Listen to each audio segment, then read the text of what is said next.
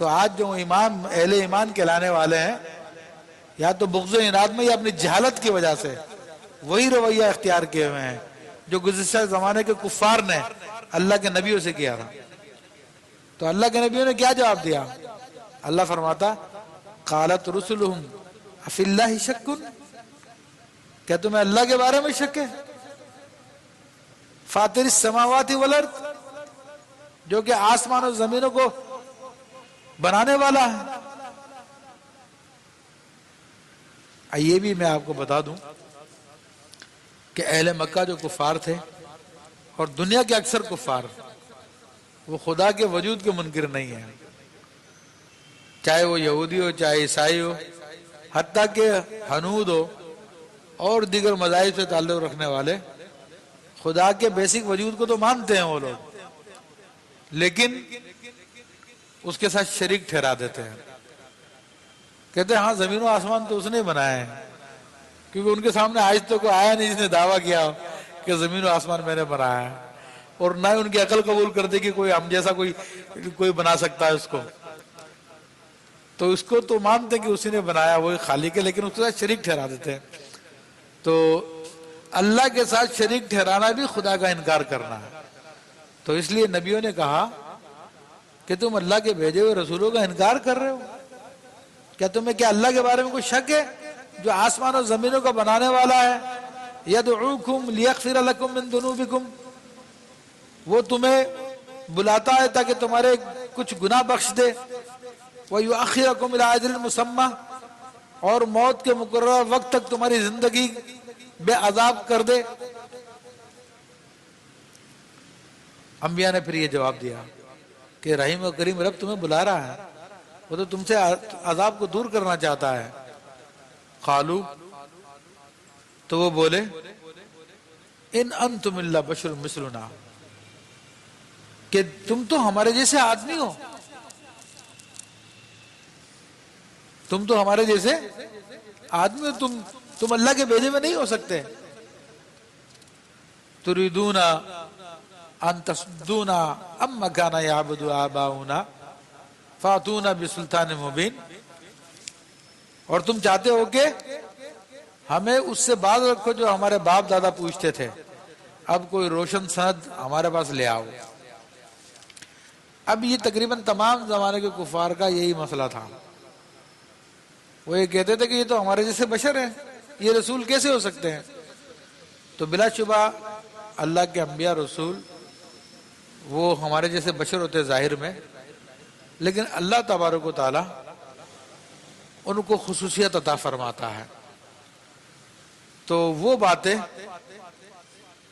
جو عام انسانوں کی عقل میں نہیں آ سکتی ان کی عقل میں آتی ہے۔ اللہ تبارک و تعالی ان کو عقل بھی زیادہ عطا فرماتا ہے، ان کو علم بھی زیادہ عطا فرماتا ہے، یہاں تک کہ عام آدمی، عام انسان نہ تو جنات کو دیکھ سکتا، نہ فرشتوں کو دیکھ سکتا، نہ ان سے ہم کلامی کر سکتا،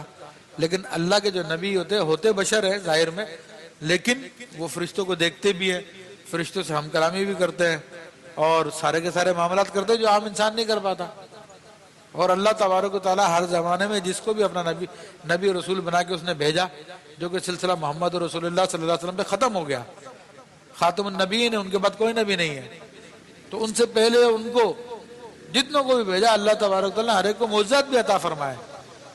جو ان کو عام انسانوں سے ممتاز کرتے تھے، عام انسانوں میں ان میں فرق کرتے تھے۔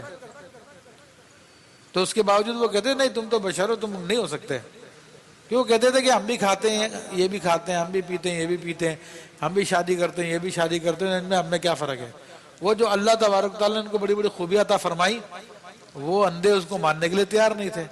حالانکہ اللہ کے حبیب صلی اللہ تعالی علیہ وسلم نے فرمایا انی اسمع ما لا تسمعون وانی ارى ما لا ترون، میں وہ سنتا ہوں جو تم نہیں سن سکتے، میں وہ دیکھتا ہوں جو تم نہیں دیکھ سکتے۔ تو ہر زمانے میں اللہ کے نبی اللہ تعالیٰ ان کو خاص خوبی عطا فرماتا ہے، مگر جن کو ان کو ماننا نہیں تھا تو اس لیے ان خوبیوں کو پردہ ڈال دیتے ہیں اور اس کو چھپانے کی کوشش کرتے ہیں۔ اور ساتھ میں کیا الزام لگا رہے ہیں وہ کہ تم چاہتے ہو کہ تم ہم کو روک دو ان چیزوں کی عبادت سے جن کو ہمارے باپ دادا عبادت کرتے تھے۔ اب یہ کفار کا یہ دلیل تھی بہت بڑی جناب ہمارا مذہب تو کافی پرانا ہے، یہ ہمارے باپ داداؤں سے چلا آ رہا ہے، حالانکہ ان کو اپنے سے گزشتہ اقوام کے انبیاء کا بھی علم تھا، ان کو یہ بھی پتا تھا کہ گزشتہ زمانوں کے اندر یہ نبی آئے ہیں اور انہوں نے ہدایت کی تعلیم دی ہے، مگر ان نبیوں کی تعلیمات کو چھوڑ کر یہ اپنے باپ داداؤں کی پیروی میں لگے ہوئے تھے، کیونکہ اس میں خاندانی عصبیت تھی اور ایک آزادی تھی، اپنے جیسے انسانوں کی پیروی میں ایک آزادی ان کو نظر آتی ہے، کوئی پابندی نہیں ہوتی، کوئی جو چاہے کرو، کوئی پوچھنے والا نہیں، نہ حلال حرام کا چکر، نہ جائز ناجائز کا چکر، اور خود ہی بادشاہ بنے ہوئے، خود ہی خدا بنے ہوئے، تو یہ چلتا ہے اس کے اندر۔ لیکن نبیوں کی تعلیم کے اندر تمام انسانوں کو برابر کر دیا جاتا ہے اور سب کو صرف اور صرف ایک بارگاہ میں جھکایا جاتا ہے، وہ خدا کی بارگاہ ہے، اور کفر کے اندر ہر طاقتور کمزور کو اپنے سامنے جھکاتا ہے۔ تو اس لیے سب سے زیادہ جو مخالفت کرنے والے ہوتے ہیں ایمان کی، اسلام کی، یہ جو کفر کے لیڈر ہیں، یہ دنیا دار لیڈر ہیں، یہ لوگ مخالفت کرتے ہیں۔ ان کو پتا ہے کہ اگر ہم نے بھی اور لوگوں نے بھی اس کو قبول کر لیا، جو اللہ کا دین ہے اس کو مان لیا پورے طور پر، تو پھر ہماری جو سرداری ختم ہو جائے گی۔ آج لوگ ہمارے دروازوں پہ جو رش لگا کے کھڑے ہوئے، تو یہ سب کے سب ختم ہو جائیں گے۔ تو اسی لیے اب کیا، جیسے ہمارے زمانے میں یہ جو ہمارے نام نہاد اسلامی لیڈر کہلاتے ہیں، تو ان کو یہ ضرورت تو نہیں ہے کہ براہ راست اسلام کی مخالفت کریں، لیکن جو اسلام کے نمائندے علماء کرام ان کی مخالفت کرتے ہیں، ان کا بڑا خوب مذاق اڑاتے ہیں، اور اصل مقصد کیا ہوتا ہے اس سے؟ یہی کہ لوگوں کو ان سے ہٹا کے بس اپنے پیچھے لگا کے رکھیں۔ تو اللہ تبارک و تعالیٰ نے ساری نفسیات بیان کر دی۔ تو فاتون بسلطان مبین، اب کافر یہ کہتے ہیں ہمارے پاس کوئی روشن دلیل لے کر آؤ۔ اب روشن دلیل سے مراد یہ ہے کہ ہمارے من مانے معجزے لے کر آؤ،